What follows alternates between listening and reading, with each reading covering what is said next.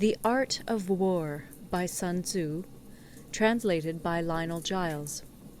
Part 11. The 9 Situations. Sun Tzu said, "The art of war recognizes 9 varieties of ground. 1. Dispersive ground. 2. Facile ground. 3. Contentious ground. 4. Open ground.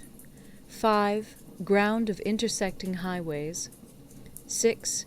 Serious ground. 7. Difficult ground. 8. Hemmed-in ground. 9. Desperate ground. When a chieftain is fighting in his own territory, it is dispersive ground. When he has penetrated into hostile territory, but to no great distance, it is facile ground. Ground the possession of which imports great advantage to either side is contentious ground. Ground on which each side has liberty of movement is open ground. Ground which forms the key to 3 contiguous states, so that he who occupies it first has most of the empire at his command, is a ground of intersecting highways.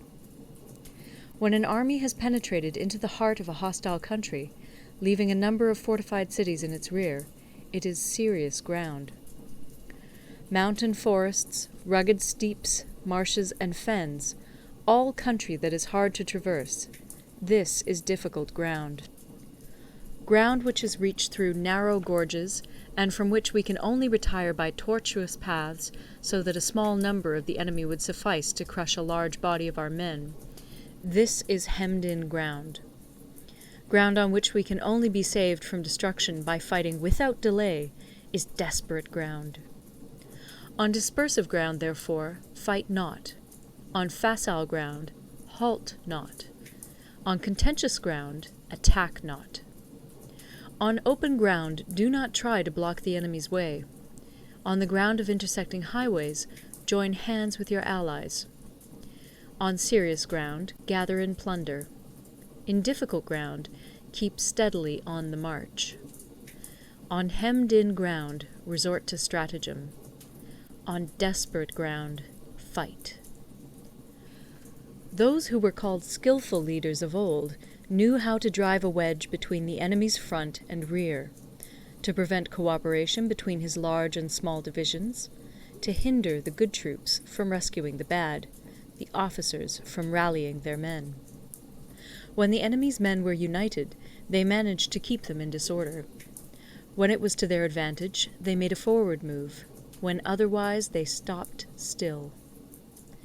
If asked how to cope with a great host of the enemy in orderly array, and on the point of marching to the attack, I should say, begin by seizing something which your opponent holds dear.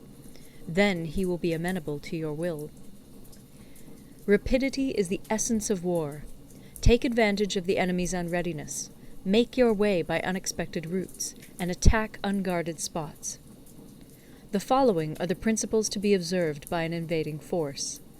The further you penetrate into a country, the greater will be the solidarity of your troops, and thus the defenders will not prevail against you.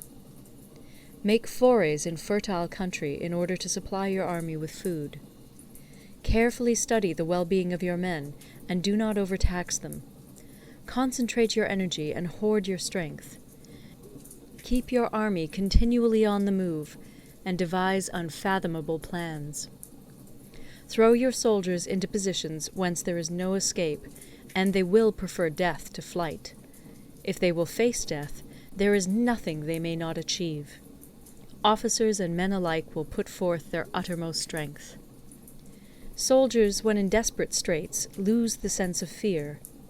If there is no place of refuge, they will stand firm. If they are in hostile country, they will show a stubborn front. If there is no help for it, they will fight hard. Thus, without waiting to be marshalled, the soldiers will be constantly on the qui-vive. Without waiting to be asked, they will do your will. Without restrictions, they will be faithful. Without giving orders, they can be trusted. Prohibit the taking of omens, and do away with superstitious doubts. Then, until death itself comes, no calamity need be feared. If our soldiers are not overburdened with money, it is not because they have a distaste for riches. If their lives are not unduly long, it is not because they are disinclined to longevity. On the day they are ordered out to battle, your soldiers may weep, those sitting up bedewing their garments, and those lying down, letting the tears run down their cheeks. But let them once be brought to bay, and they will display the courage of a Chu or a Kui. The skilful tactician may be likened to the Shuai Jan. Now, the Shuai Jan is a snake that is found in the Ch'ung Mountains. Strike at its head, and you will be attacked by its tail. Strike at its tail, and you will be attacked by its head. Strike at the middle, and you will be attacked by head and tail both. Asked if an army can be made to imitate the Shuai Jan, I should answer yes. For the men of Wu and the men of Yue are enemies. Yet if they are crossing a river in the same boat and are caught by a storm, they will come to each other's assistance, just as the left hand helps the right. Hence, it is not enough to put one's trust in the tethering of horses and the burying of chariot wheels in the ground. The principle on which to manage an army is to set up one standard of courage, which all must reach. How to make the best of both strong and weak, that is a question involving the proper use of ground. Thus, the skilful general conducts his army just as though he were leading a single man, willy-nilly, by the hand. It is the business of a general to be quiet, and thus ensure secrecy, upright and just, and thus maintain order. He must be able to mystify his officers and men by false reports and appearances, and thus keep them in total ignorance.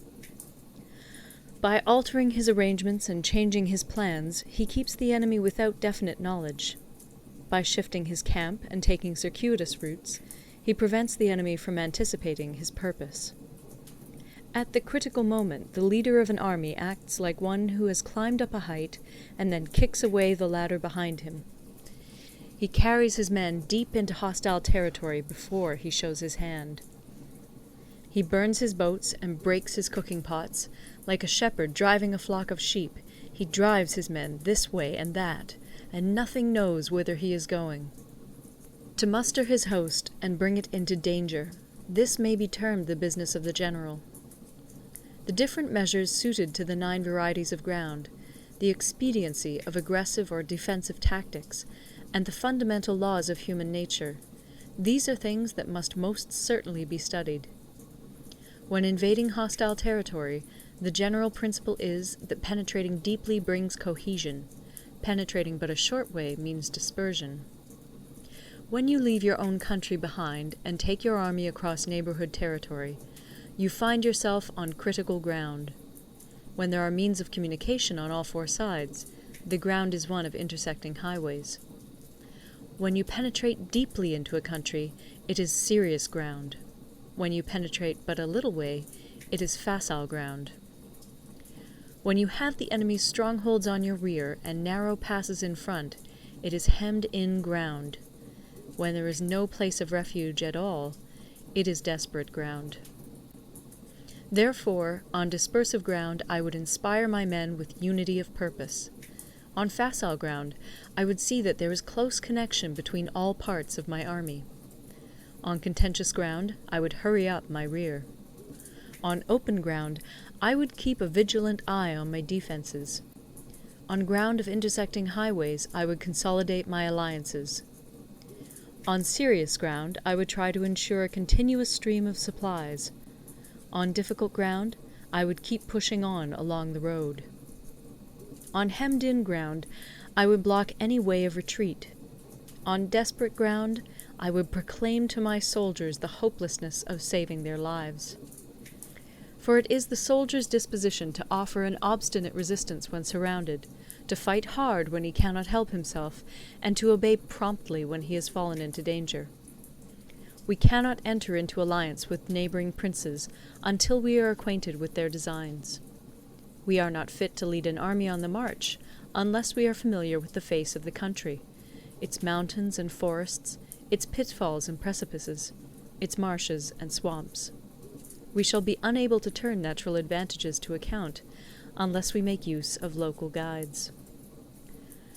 To be ignored of any one of the following 4 or 5 principles does not befit a warlike prince.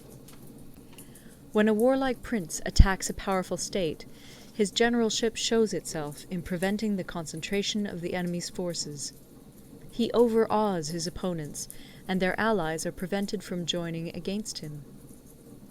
Hence he does not strive to ally himself with all and sundry, nor does he foster the power of other states. He carries out his own secret designs, keeping his antagonists in awe. Thus he is able to capture their cities and overthrow their kingdoms. Bestow rewards without regard to rule, issue orders without regard to previous arrangements, and you will be able to handle a whole army as though you had to do with but a single man. Confront your soldiers with the deed itself. Never let them know your design. When the outlook is bright, bring it before their eyes, but tell them nothing when the situation is gloomy. Place your army in deadly peril, and it will survive. Plunge it into desperate straits, and it will come off in safety. For it is precisely when a force has fallen into harm's way that it is capable of striking a blow for victory. Success in warfare is gained by carefully accommodating ourselves to the enemy's purpose. By persistently hanging on the enemy's flank, we shall succeed in the long run in killing the commander-in-chief. This is called ability to accomplish a thing by sheer cunning. On the day that you take up your command, block the frontier passes, destroy the official tallies, and stop the passage of all emissaries. Be stern in the council chamber so that you may control the situation. If the enemy leaves the door open, you must rush in. Forestall your opponent by seizing what he holds dear, and subtly contrive to time his arrival on the ground. Walk in the path defined by rule, and accommodate yourself to the enemy until you can fight a decisive battle. At first, then, exhibit the coyness of a maiden, until the enemy gives you an opening. Afterwards, emulate the rapidity of a running hare, and it will be too late for the enemy to oppose you. End of Part 11.